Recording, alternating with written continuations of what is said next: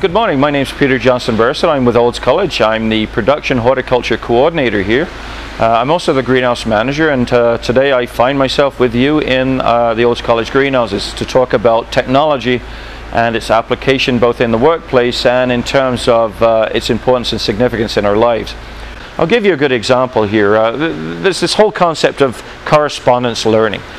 We've moved well beyond this business of just putting a package together and shooting it out to somebody and saying, well, fill out the forms and learn in isolation and maybe get a little bit of help and then submit your tests and your assignments when you feel like it, or when it's due, and somebody will get back to you eventually. That's just old school, and it's not done that way anymore. Now the idea is that we can reach you in your living room or at your office desk in your home, and we can provide education for you, if you're so inclined, that is convenient, doesn't demand that you have to leave your home, leave your job, give up other things or sacrifice other aspects of your life just because you want to get an education.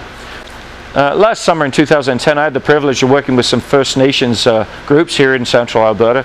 The vast majority of the training that we provided over 2.5 months was from this institution here.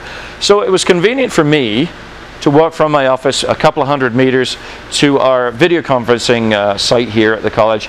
They put me on camera. I could see these 3 different First Nations because it was all simulcast, all simultaneous.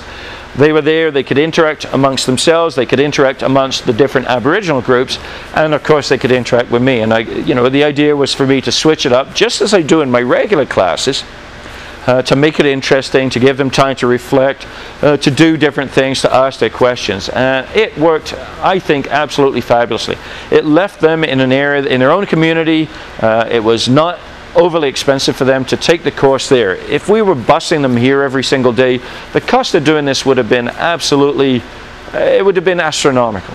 So I guess another thing that needs to be, another sort of plus I can say for technology is people always look at the additional cost of the technology, but they fail to appreciate that once you've got the technology, that builds on a lot of extra value that you don't have to pay for. So for instance, as I said, they didn't have to get on a bus and come here every day for 2 months. They were in a comfortable environment, in their own communities.